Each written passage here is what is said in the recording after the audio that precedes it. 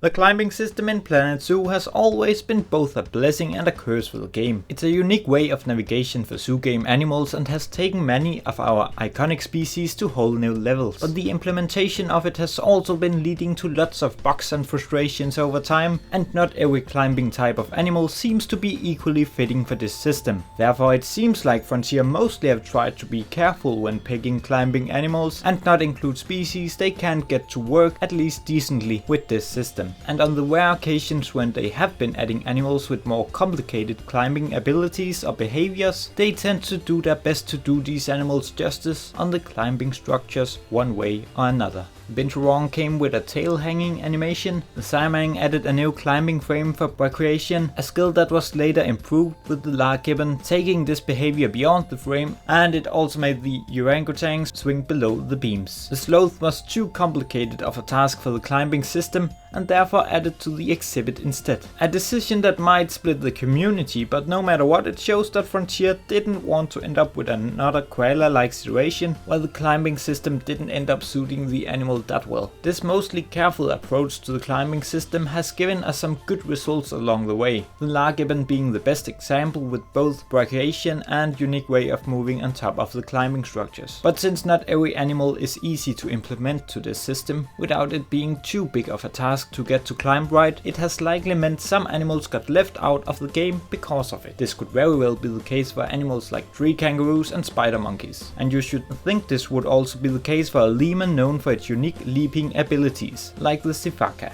But for some reason, Frontier decided to throw away years of careful approach to the climbing system to now give us an animal that while climbing moves around in a way that does not at all match its real life counterparts. When the first picture of the Sifaka was shown to us, it was met with a lot of concerns, since a Sifaka would never move like this. This is clearly just reused animation from the other lemur species. Climbing the wrong way made people worry this animal would also just be walking around on the ground like the other lemurs. Luckily this wasn't the case. Sifakas are known for their iconic way of jumping around on the ground when they leave the trees, and this behavior Frontier did get spot on. It's a great joy to see these animals get from A to B like this. And after seeing what a great job Frontier did with the on-ground animations, it seemed like most people no longer cared about the climbing, which I find a bit strange, since all the concerns about the climbing still turned out to be true.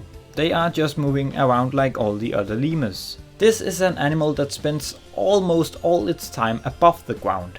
I get that this jumping behavior is probably the most iconic thing about the Sifaka and therefore of course must be included.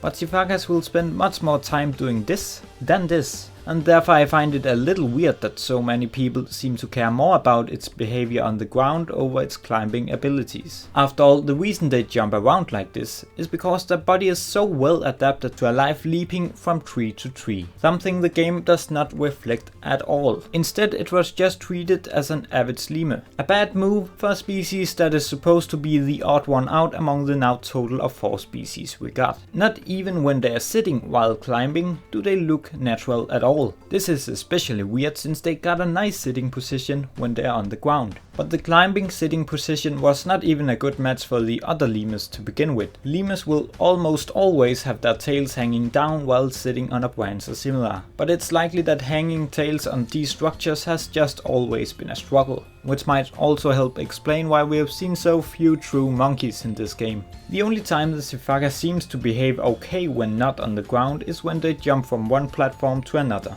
But this is not easy to make them do much. Had they used part of the koala's climbing animation over the other lemurs, we might have come closer to a believable Sifaka, at least for some still sitting position on vertical beams. This constant running around on horizontal beams with the occasional cartoon cat sitting posture is in no way comparable to how this animal would move around in real life. I can of course understand that making the Sifakas move around in a believable way would be a very complicated task, which is why they ended up just settling with this way of climbing. But what I cannot understand is that when you know it will be a very complicated task to make these animals behave in a believable way, then why include them in the first place? So many other animals could have been in their place, that could have been implemented with a much better result. To me they feel like a big step backwards in the progress of animal behavior when you compare it to the Gibbon we saw last year. If they can do unique climbing here, then why are they just accepting these animations for the Sifaka? It is a nice to have addition, but not super important.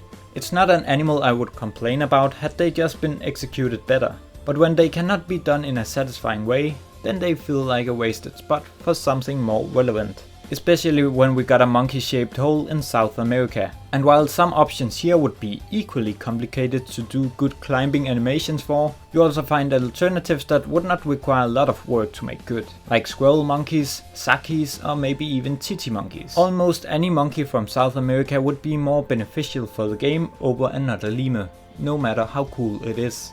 And understand me right, the only thing I'm criticizing here is the climbing. I don't have any major issues with the design of the Sifaka, I think it looks decent. I also think they did a really great job with their on-ground behaviors. But good ground behavior is not enough to justify all this horrible climbing to me. Had they found a better solution for the climbing, I would be perfectly fine with its inclusion in the Zookeepers Animal Pack, even when better choices exist. Sadly, they have just been cutting too many corners here. Climbing is such a major part of this animal's whole existence that it to me feels very ignorant to think this way of moving around would be a suitable solution. And I know what you are thinking. What is even the point of this video when we are not going to see a fix for this, since we cannot expect any major updates to be left for this game? While support for Planet Zoo is most likely coming to an end, there is a decent chance work on Planet Zoo 2 has started. If that is the case, it is important we as a community are vocal about where we think it is okay to cut corners and where it's not. Is it okay to let an animal that spends most of its life above the ground behave completely unnatural when moving above the ground? I really don't think so, since climbing is a major part of making this animal appear believable. Is it then okay to make an animal capable of flight not being able to fly if it does not do it often? I think it is, because in this case flight is not part of making the animal appear believable, since you wouldn't see them do it much. If it indeed was made capable of flight, we would likely end up seeing it flying too much, which would make it end up less believable.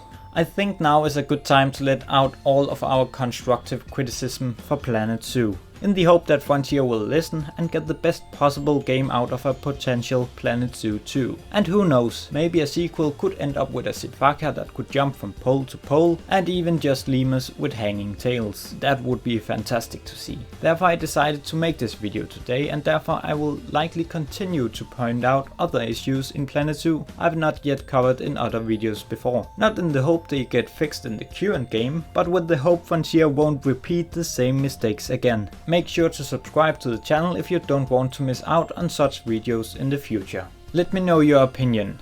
Are you satisfied with the Sifaka as it is, or would you have preferred another less complicated animal in its place? Make sure to like the video so more people will see it and Frontier will be more likely to notice our critique. Frontier has done a lot of amazing work on Planet Zoo through the years. I only want to criticism when I find it necessary. And to me the Sifaka just feels like a very bad decision. And bad decisions we have seen a lot of lately. So while it might be sad support for Planet Zoo is likely coming to an end, I think it might be the best for the game. It thus no longer feels like there is the same passion behind the DLCs and the animals in them as we have gotten used to over time. Therefore I would rather just let the game end here than to fill it with even more species that doesn't help to fill out the gaps in the roster with incorrect sounds and behaviors not matching the animals. And then hope there is a Planet Zoo 2 out there in the future, which will be an even greater experience. Thank you for stopping by.